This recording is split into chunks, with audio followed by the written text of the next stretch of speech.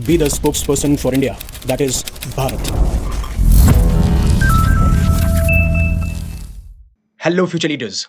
अब Donald Trump चाहे अपनी ट्वीट को लेके, अपने स्टेटमेंट को लेके, अपने स्टेप्स को लेके काफी अनप्रेडिक्टेबल हो सकते हैं, बट एक चीज को लेके वो काफी प्रेडिक्टेबल है कि अगर मान लीजिए कोई भी वो मेजर अनाउंसमेंट करेंगे या कोई ऐसा स्टेप लेंगे जिसके बारे में मीडिया छापेगी, हम लोग बात करेंगे, उस पे टेको जरूर आएगा, या टेको या टाको, जिस तरीके से भी आप प्रोनाउंस करते हो, वो जरूर आएगा। ये एक प्रेडिक्टेबिलिटी हमें देखने को जरूर मिलती है। हाँ, हो सकता है कई बार 10 दिन लग जाएं, 20 दिन लग जाएं, 1 महीना लग जाए, वो डिपेंड करता है डोनाल्ड ट्रंप के एटीट्यूड के ऊपर, और अगर उसके पीछे कुछ स्ट्रैटेजी भी है तो शायद उसके ऊपर। बट जब डोनाल्ड ट्रंप ने ये अनाउंस किया, खासकर यूनाइटेड स्टेट्स के सेंट्रल कमांड के थ्रू, कि अब हम स्ट्रेट ऑफ हॉर्मूज पे यूनाइटेड स्टेट्स की तरफ से एक ब्लॉकेट लगाते हुए नजर आएंगे, और उसका अनाउंसमेंट वो मंडे को कर चुके थे। और फिर उसके बाद में दर्जनों आर्टिकल पब्लिश हुए, सबने वीडियो बनाए, मीडिया रिपोर्ट्स पब्लिश हुई, इवन मैंने भी एक वीडियो में कवर किया कि जो ट्रंप है उन्होंने ऑर्डर दे दिया है कि अब वो स्ट्रेट ऑफ हॉर्मूज को ब्लॉकेट करेंगे। और फिर धीरे धीरे एक्सप्लेनेशन भी बाहर आई यूएस सेंट्रल कमांड की तरफ से कि ये ब्लॉकेट सिर्फ वहां तक लगाया जा रहा है जहां पे ईरानियन पोर्ट्स का इन्वॉल्वमेंट है। यानी कि कोई शिप अगर ईरानियन पोर्ट की तरफ जा रही है, या कोई शिप ईरानियन पोर्ट से स्ट्रेट ऑफ हॉर्मूज को क्रॉस करके बाहर आ रही है, वहीं तक हम ईरान के ऊपर ब्लॉकेट लगाएंगे। यानी इस तरीके का एक सेटअप एस्टेब्लिश किया गया। बट किसी ने यह इमेजिन नहीं किया होगा कि just on the third day Donald Trump ये कहेंगे कि मैं जो है स्ट्रेट ऑफ हॉर्मूज को ओपन कर रहा हूं, मैं दोबारा से स्ट्रेट ऑफ हॉर्मूज को ओपन कर रहा हूं, और ऐसा ही अब स्टेटस रहने वाला है। मतलब कि इनके स्टेटमेंट से, जो इन्होंने ट्रुथ सोशल पे, अभी इनका ही जो खुद का सोशल मीडिया प्लेटफॉर्म है, वहां पे जिस तरीके से इन्होंने पोस्ट किया है, ये साफ साफ ये कहते हैं कि इस स्टेप से चाइना बहुत खुश होगा, और जी जिनपिंग आने वाले टाइम पे जो इनकी मीटिंग होने वाली है जी जिनपिंग के साथ में, उनके साथ में जब ये मीटिंग होगी तो वो मुझे एक बहुत बड़ा बिग और फैट हग देते हुए नजर आएंगे। अब आप यहां पे उनका, जो डोनाल्ड ट्रंप है, उनका आप ट्रुथ सोशल पे जो सोशल मीडिया पोस्ट किया गया है वो देख सकते हो कि चाइना इज वेरी हैप्पी कि मैं परमानेंटली ओपन कर रहा हूं the straight of Hormuz, and I am doing it for them. मैं चाइना के लिए ऐसा कर रहा हूं और पूरे वर्ल्ड के लिए भी ऐसा कर रहा हूं, और ये सिचुएशन दोबारा नहीं होगी। This situation will never happen again. और खासकर इन्होंने इसके पीछे रीजनिंग ये दी है कि चाइना ने इनको बोला है, यानी जो चाइनीज प्रेसिडेंट है शी जिनपिंग, उन्होंने इनको आश्वासन दिया है कि जो ईरान को ये वेपन सप्लाई कर रहे थे इस वॉर के दौरान, वो वेपन्स अब ये सप्लाई नहीं करेंगे। अब Donald Trump he straight of Hormuz पे ब्लॉकेट लगाते हैं, वही फिर उसके बाद में उसको खोलते हैं, और किसी ना किसी एक ऐसे रीजन की वजह से जिससे ये अपने स्टेटमेंट को जस्टिफाई कर पाए। अब यहां पे जस्टिफिकेशन के लिए बचेगा क्या? मतलब आप क्यों कहेंगे पहले कि मैं ब्लॉकेट लगा दूं, फिर आप बोल रहे हैं कि मैं ब्लॉकेट हटा रहा हूं। तो हर एक चीज के पीछे कोई ना कोई रीजन चाहिए, कोई ना कोई जस्टिफिकेशन चाहिए, जिससे ये मीडिया हाउसेस को रिपोर्ट्स जब पब्लिश हो या फिर इनसे जब इंटरव्यू लिया जाए तो ये कह सकें कि हाँ ये रीजन था जिसकी वजह से। लेकिन जब पहले इन्होंने ब्लॉकेट लगाया, उस टाइम पे तो चाइना का कोई भी मेंशन नहीं था, चाइना का कोई भी इन्वॉल्वमेंट नहीं था, और इस टाइम पे जब आप ब्लॉकेट हटा रहे हो तो आप चाइना का इन्वॉल्वमेंट दिखा रहे हो। एक तरफ आप ये कहते हो कि ब्लॉकेट इसलिए लगाया जिस तरीके से ईरान ने ब्लॉकेट लगा रखा है, तो फिर ईरान का रेफरेंस आना चाहिए था, ईरान का मेंशन आना चाहिए था, और आपने यहां पे नाम ले लिया चाइना का। तो ऑब्वियस सी बात है ना, सवाल खड़े होंगे। लेकिन अब अगेन, इनके ऊपर मैं सवाल कैसे ही खड़े करूं जिनको खुद को अपने स्टेटमेंट का नहीं पता।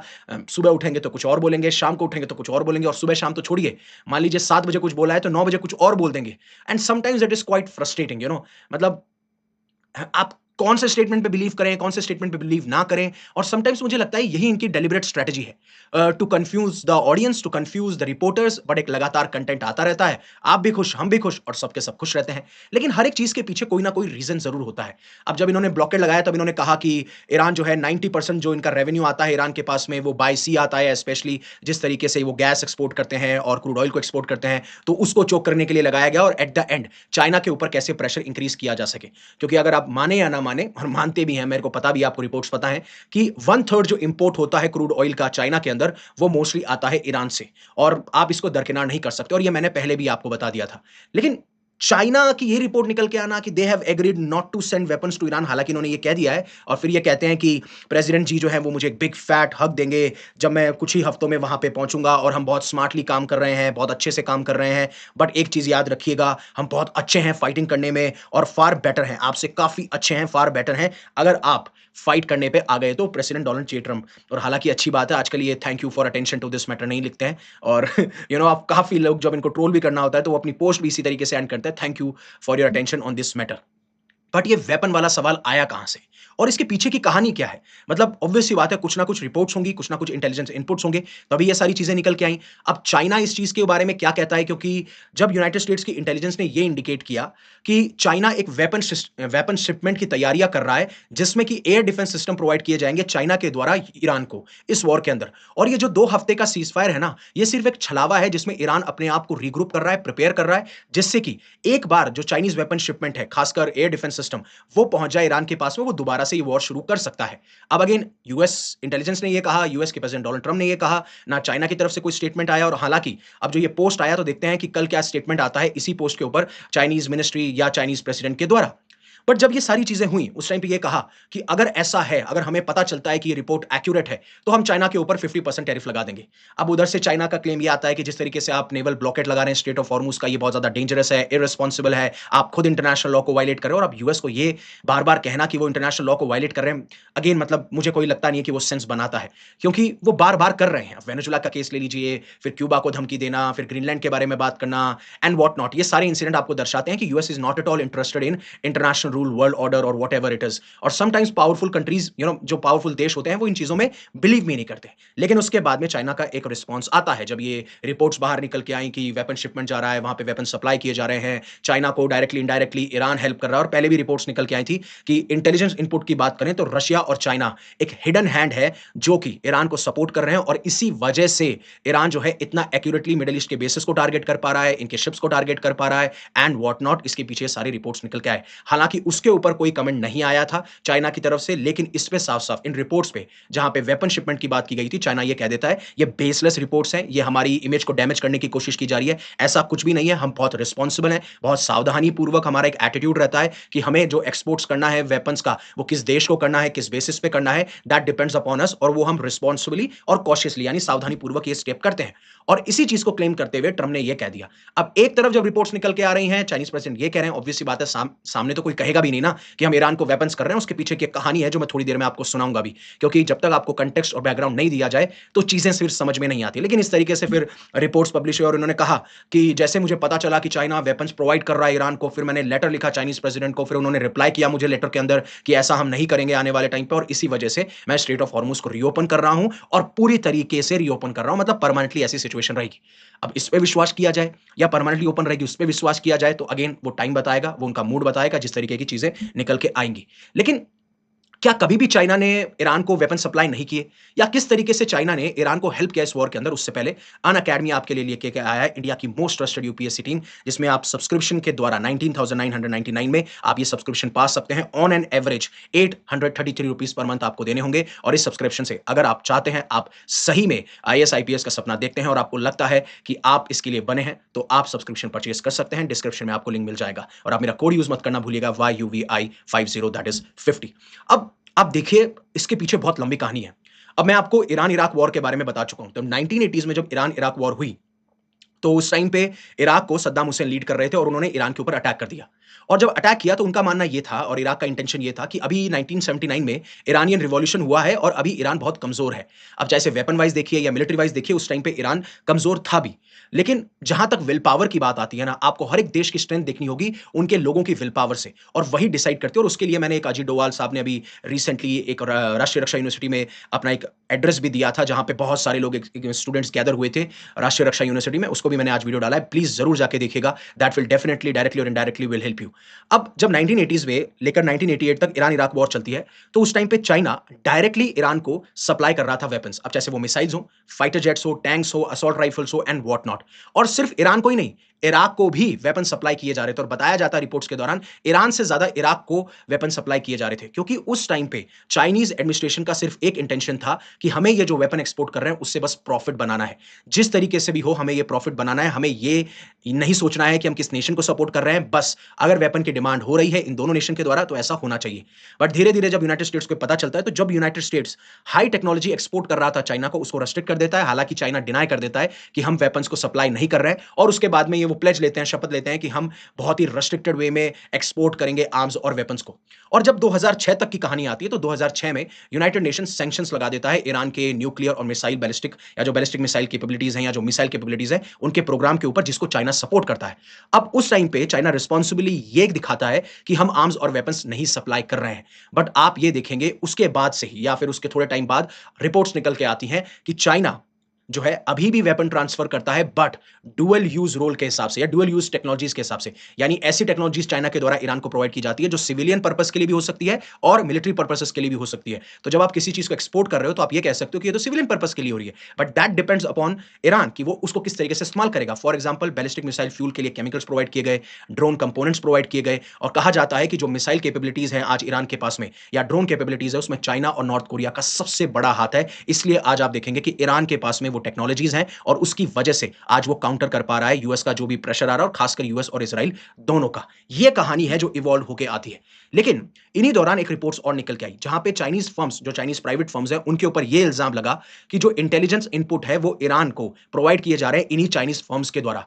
और खासकर मैं आपको बता दूं कि पहले ईरान जो है जो सैटेलाइट नेविगेशन सिस्टम यूज करता था वो था यूनाइटेड स्टेट्स का जीपीएस, बट 2021 में चाइना पूरी तरीके से मिलिट्री एक्सेस दे देता है बिदोय का, यानी जो चाइना का सैटेलाइट नेविगेशन सिस्टम है बिदोय, उसका फुल मिलिट्री एक्सेस ईरान को दे दिया जाता है। और खासकर उसी ने और काफी सारे प्राइवेट फर्म्स ने जो सॉफ्टवेयर बनाए हैं उनकी मदद से आज आपने जो ईरान के मिसाइल के अटैक्स या ड्रोन के अटैक्स देखे हैं उसके पीछे यही सारी टेक्नोलॉजी या फिर चाइना का हाथ है। और ये कंफर्म आप कह सकते हो, डुअल यूज टेक्नोलॉजीज भी दी जा रही हैं, आप उसको दरकिनार नहीं कर सकते। और मैं बार बार ये कहता हुआ आया हूं, Russia China will never lose Iran in the middle east, क्योंकि अगर ईरान गिरता है और ईरान के अंदर ऐसी सरकार आती है जो प्रो इजराइल और प्रो यूएस है, रशिया और चाइना का डोमिनेंस इस पूरे रीजन के अंदर खत्म सा हो जाएगा और फिर उसके बाद में एक अलग तरीके का ऑर्डर आपको देखने को मिलेगा when it comes to Middle East. But सिर्फ यूएस चाइना की बैटल यहां तक नहीं है। अब वॉशिंगटन डायरेक्टली और इनडायरेक्टली चाइना के ऊपर प्रेशर तो बना रहा है। पहले ये कहा कि चाइना वेपन्स प्रोवाइड कर रहा है, फिर चाइना इंटेलिजेंस इनपुट प्रोवाइड कर रहा है। जिस तरीके से इस पूरी पिक्चर के अंदर चाइना का इन्वॉल्वमेंट दिखाया जाए और चाइना के ऊपर प्रेशर बनाया जाए कि जो चाइना इंटरनेशनल रूल की बात करता है, ऐसा नहीं है। देखिए, अब आप ही दूध के धुले नहीं है तो ऑब्वियस सी बात है चाइना भी उस दूध का धुला नहीं है और वो भी उस चीज को नहीं मानेगा। अब उस टाइम पे वॉशिंगटन ने ये क्लेम लगा दिया, इनके ऊपर ये एक्विजिशन लगा दिए कि ताइवान के आसपास आप देखिए मिलिट्री जो एक्सरसाइजेज हैं या मिलिट्री रैंप अप बढ़ रहा है, तेजी से आप देखिए मिलिट्री डिफेंस बढ़ाया जा रहा है। हालांकि उसको भी चाइना ने साफ साफ डिस्कार्ड कर दिया, खारिज कर दिया, और उन्होंने कहा कि हमारा इंटरनल मैटर है, आप इंटरफेयर ना करें, इससे इसकी वजह से डिस्प्यूट और ज्यादा बढ़ चुका है। लेकिन क्या एक्चुअली में जो ट्रम्प ने स्ट्रेट ऑफ हॉर्मुज पे ब्लॉकेड लगाया वो सही में काम कर रहा था कि नहीं कर रहा था? क्योंकि जब मंडे को लगाया गया तब उसके बाद में यूएस सेंट्रल कमांड की तरफ से एक स्टेटमेंट आता है, स्टेटमेंट आता है एडमिरल ब्रैड कूपर का। उन्होंने कहा कि पूरी तरीके से यूएस की जो फोर्सेस हैं उन्होंने मैरीटाइम सुपीरियरिटी हासिल कर ली है मिडिल ईस्ट के अंदर, और पूरी तरीके से जो ईरानियन पोर्ट्स हैं उनके ऊपर ब्लॉकेड लगा दिया गया है। और एस्टिमेटेड जो 90% ईरान की इकोनॉमी है वो इंटरनेशनल ट्रेड से होती है बाय सी, और in less than 36 hours we have been able to do it. अब एक चीज आप समझिए, जहां पे यूएस ने पहले से एयरक्राफ्ट कैरियर तैनात किए थे, अब वो ईरान की टेरिटरी के पास में एयरक्राफ्ट कैरियर नहीं लेके जा रहे, मिसाइल डिस्ट्रॉयर नहीं लेके जा रहे, क्योंकि उन्हें डर है कि ईरान उनके ऊपर अटैक कर सकता है। और पहले वो रिट्रीट भी कर चुके हैं, अपने आप को विड्रॉ भी कर चुके हैं उस लाइन से जहां पहले ये एयरक्राफ्ट कैरियर तैनात थे। तो क्या यूएस की जो मैरिटाइम फोर्सेस हैं वो वहां पे तैनात है, क्या वो इतना बड़ा रिस्क लेंगी जब एयरक्राफ्ट कैरियर और डिस्ट्रॉयर इतना बड़ा रिस्क नहीं ले रहे? और मान लीजिए डिस्ट्रॉयर है भी, क्योंकि अगर मिसाइल दागी जाएगी तो उनको डिस्ट्रॉय करने के लिए, तो एयरक्राफ्ट कैरियर ने इतना बड़ा रिस्क नहीं लिया, तो डिस्ट्रॉयर क्या वहां जाके इतना बड़ा रिस्क लेने की कोशिश करेंगे? I don't think so. और वही चीज सैटेलाइट डेटा भी बताता है। सैटेलाइट डेटा आज के टाइम पे कोई भी नेशन विदाउट टेक्नोलॉजी इतना एडवांसमेंट नहीं दिखाएगा। फॉर एग्जाम्पल, अब जो ब्लॉकेड है वो है सैटेलाइट टेक्नोलॉजी की मदद से, जिससे वो मॉनिटर कर पाते हैं कि कौन सी शिप्स ईरानियन पोर्ट से जा रही है और कौन सी शिप ईरानियन पोर्ट से एग्जिट कर रही है। और जब वो एग्जिट करेगी या एंट्री करेगी, जो सैटेलाइट डेटा उनको बताएगा, उसके बेसिस पे काफी दूर स्ट्रेट ऑफ हॉर्मुज से या उसके ऐसे रीजन से बाहर जहां पे ईरान उनके ऊपर अटैक ना कर सके, वहां पे आपको ब्लॉकेड देखने को मिल सकता है। क्योंकि यूनाइटेड स्टेट्स नहीं चाहेगा कि वो अपने एसेट्स, स्पेशली मिलिट्री एसेट्स को रिस्क पे डाले। तो ये सिचुएशन अगेन मुझे थोड़ा सा डाइसी लगती है। और वही रिपोर्ट्स भी बताती हैं, कई बार ये कहा जाता है कि जिन टैंकर्स के ऊपर सैंक्शन लगा था उनको इसी नेवल ब्लॉकेड के दौरान ब्लॉक कर लिया गया और फिर वो दोबारा से स्ट्रेट ऑफ हॉर्मुज में चले जाते हैं। वहीं पे ईरान ये क्लेम कर रहा है कि जिन टैंकर्स को ब्लैकलिस्ट किया था यूनाइटेड स्टेट्स ने, वो आराम से हॉर्मुज को क्रॉस कर चुके हैं विद इट्स ट्रैकर ऑन। और इसी चीज को जो ईरानियन कॉन्सुलेट है मुंबई के अंदर, उन्होंने भी साफ साफ मेंशन किया कि ईरानियन वीएलसीसी सुपर टैंकर जो कि ब्लैकलिस्ट था यूनाइटेड स्टेट्स के द्वारा, वो आराम से अपने ट्रैकर ऑन करते हुए सेल कर चुका है और ईरानियन शोर्स को पहुंच चुका है विदाउट एनी कंसीलमेंट। मतलब हमें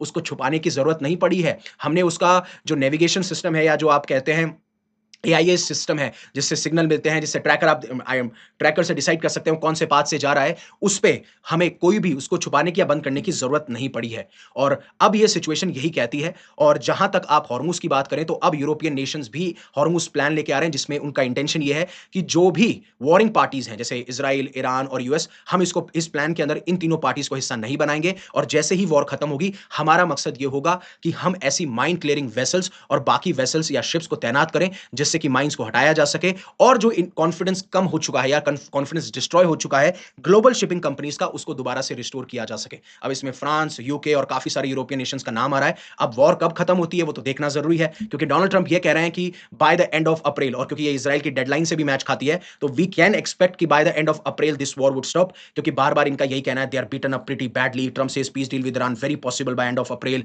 और अब जहां पे पीस टॉक्स की दोबारा से बातें उठ चुकी हैं कि पाकिस्तान में होने वाला है या जेनेवा में होने वाला है, again I don't think so कि वहां से भी हमें कुछ पॉजिटिव आउटकम्स निकल के आएंगे। लेकिन हाँ, जब ये नेगोशिएशन चलते हैं तो हम ये एक्सपेक्ट कर सकते हैं कि जितने ज्यादा नेगोशिएशन होंगे, at the end better outcomes निकलते हुए आएंगे, और क्या क्या डिफरेंसेस हैं वो भी हमें पता चले। लेकिन जैसे यू नो जिस तरीके से ईरान ने सोशल मीडिया पे बीट किया है, ईरान ने दिखाया है कि आप हमें अंडर एस्टिमेट नहीं कर सकते, तो डोनाल्ड ट्रंप ने जो बोला था कि I am myself as a great doctor, I heal people, तो I think he needs some healing. और इसी तरीके से कल भी इनको रोस्ट किया गया। और आज भी ईरान की जो एम्बेसी है ताजिकिस्तान के अंदर, उन्होंने एक एक्सप्लोसिव क्लिप शेयर करी थी, जहां पे जीसस पंच कर रहे हैं डोनाल्ड ट्रंप को, और ये कह रहे हैं कि तुम्हारा टाइम आ चुका है, योर रेकनिंग हैज कम। जो भी तुमने एक्शंस लिए हैं पास्ट टाइम में, अब उनके कॉन्सिक्वेंसेस तुमको देखने पड़ेंगे। और जब जीसस इनको चाटा मारते हैं, तो फिर उसके बाद में जो वॉल्केनो में लावा होता है, उसके अंदर जाके ये चले जाते हैं। तो होपफुली ये सारी सिचुएशन थी। आपका क्या मानना है आप प्लीज कमेंट सेक्शन में जरूर बताइएगा। And thank you very much for giving me your precious asset, that is your time. Stay safe, stay happy, take care.